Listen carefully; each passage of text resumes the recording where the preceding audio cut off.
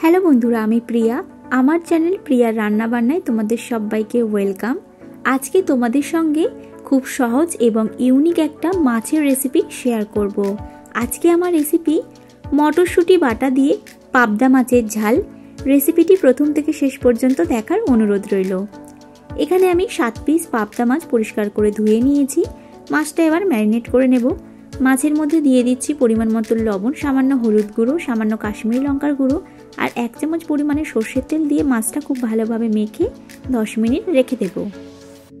যে কোনো মাছ ভাজার সময় যদি একটু সর্ষের তেল মাখিয়ে নেওয়া হয় তাহলে মাছ ভাজার সময় কিন্তু আর ফাটে না। 10 মিনিট পর গ্যাসে কড়াই বসিয়ে বেশ কিছুটা পরিমাণে সর্ষের তেল দিয়ে হাই হিটে তেলটা খুব ভালোভাবে গরম করে একে একে মাছগুলো দিয়ে ভেজে নেব।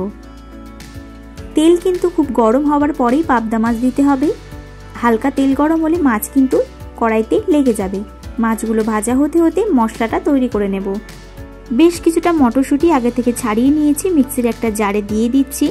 দেব 1 ইঞ্চি আদার টুকরো, কয়েক কোয়া রসুন, 2টো কাঁচা লঙ্কা আর বেশ কিছুটা ধনেপাতা। সামান্য একটু জল দিয়ে মিহি করে পেস্ট করে নেব। তোমরা চাইলে শিলেও বাটতে পারো। মাছের একটা সাইড ভাজা হয়ে গেছে, অপর সাইড উল্টে ভেজে নেব।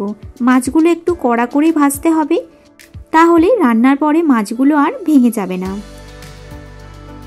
মাছগুলো বেশ কড়া করে ভেজে নিয়েছি, একে একে তুলে নেব। একইভাবে আমি বাকি মাছগুলো ভেজে নেব। মাছের এই রেসিপিটি তোমরা যে কোনো মাছ দিয়ে করতে পারো, খেতে ভীষণ ভালো লাগবে। এই মাছগুলো ভাজা হয়ে গেছে, তুলে নিচ্ছি। ওই মাছ ভাজার তেলেই ফোড়নে দিয়ে দেব 1/2 চা চামচ পরিমাণে কালো জিরে। ফোড়নটা হালকা ভাজা ভাজা করে দিয়ে দেব পেঁয়াজ কুচি। এখানে আমি একটা ছোট সাইজের পেঁয়াজ ব্যবহার করেছি। এই রান্নাটায় বেশি পেঁয়াজের প্রয়োজন নেই। পেঁয়াজটা বেশ লাল লাল করে ভেজে নেব। গ্যাসের ফ্লেমটা হাইতে রেখেই পেঁয়াজ ভাজতে হবে। 1 থেকে 1.5 মিনিট সময় ধরে পেঁয়াজ ভেজে নিয়েছি। এবার বেটে রাখা মশলাটা দিয়ে দিচ্ছি।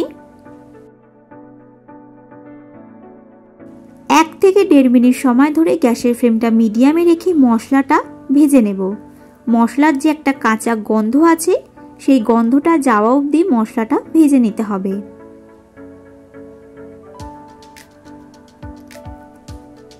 বেশ কিছুক্ষণ সময় ধরে মশলাটা ভেজে নিয়েছি। এবার এর মধ্যে দিয়ে দেব পরিমাণ মতো লবণ, একদম সামান্য হলুদ গুঁড়ো, একদম সামান্য কাশ্মীরি লঙ্কার গুঁড়ো। এবার মশলাটা খুব ভালোভাবে মিশিয়ে নেব। এই রান্নাটায় যে পরিমাণ হলুদ বা লঙ্কার গুঁড়ো দরকার ছিল তার থেকে কিন্তু কম পরিমাণ ব্যবহার করেছি, না হলে সবুজ যে রংটা সেটা নষ্ট হয়ে যেত। তোমরা চাইলে হলুদ বা লঙ্কার গুঁড়ো স্কিপ করতে পারো। এখানে আমি সামান্য একটু চিনি দিয়ে মশলাটা খুব ভালোভাবে কষিয়ে নিয়েছি। মশলা থেকে বেশ ভালো মতো তেল ছেড়ে দিয়েছে। মিক্সির জারটায় যেটাতে মশলা বেটেছিলাম সেটাতে পরিমাণ মতো জল নিয়ে মিক্সির জারটা ধুয়ে দিয়ে দিলাম। খুব ভালোভাবে একবার মিশিয়ে নিয়ে ঢাকা দিয়ে ঝোলটা ফুটতে দেব। যে যেমন ঝোল খেতে পছন্দ করবে সেই পরিমাণ কিন্তু জল দেবে। ঝোলটা ফুটে গেছে, এবার একে একে মাছগুলো দিয়ে দেব। এই রান্নাটায় খুব বেশি ঝোল কিন্তু ভালো লাগবে না, হালকা গ্রেভি গ্রেভি থাকবে, সেই মতো নামাতে হবে, সেই পরিমাণ জলটা দেবে।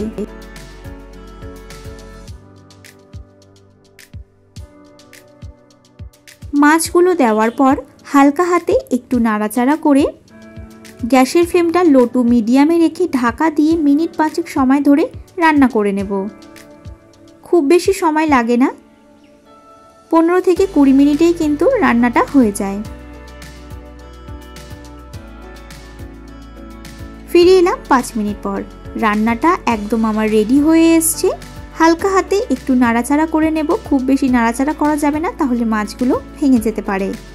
নামানোর আগে দিয়ে দেব বেশ অনেকটা পরিমাণে ধনেপাতা কুচি। এই রান্নাটায় খুব বেশি মশলার প্রয়োজন হয় না। ধনেপাতা কুচি দেওয়ার পর হালকা হাতে একটু মিশিয়ে ঢাকা দিয়ে 2 থেকে 3 মিনিট স্ট্যান্ডিং টাইমে রেখে গরম গরম ভাতের সঙ্গে পরিবেশন করব মটরশুঁটি বাটা দিয়ে পাবদা মাছের ঝাল। রেসিপিটি যদি ভালো লাগে তাহলে লাইক, কমেন্ট, শেয়ার করে দিও। আর এরকমই নিত্য নতুন রেসিপি পেতে আমার চ্যানেলটা সাবস্ক্রাইব করার অনুরোধ রইল। আর সবার আগে আমার ভিডিও নোটিফিকেশন পেতে পাশে থাকা বেল আইকনটা প্রেস করে দিও।